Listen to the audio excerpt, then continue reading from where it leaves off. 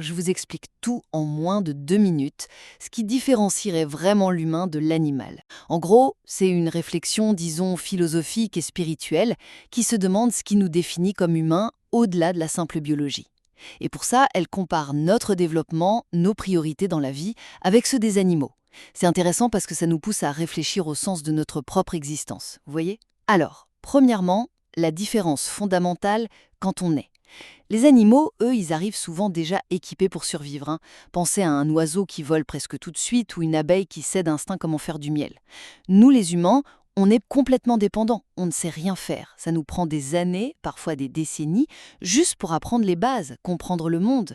Et on a besoin des autres pour tout au début. Il y a le risque de vivre une vie purement instinctive, c'est-à-dire si notre vie se résume juste à satisfaire les besoins primaires, manger, dormir, bosser pour survivre, chercher le plaisir facile, se reproduire, essayer d'impressionner les autres, finalement, on ne fait qu'imiter les animaux.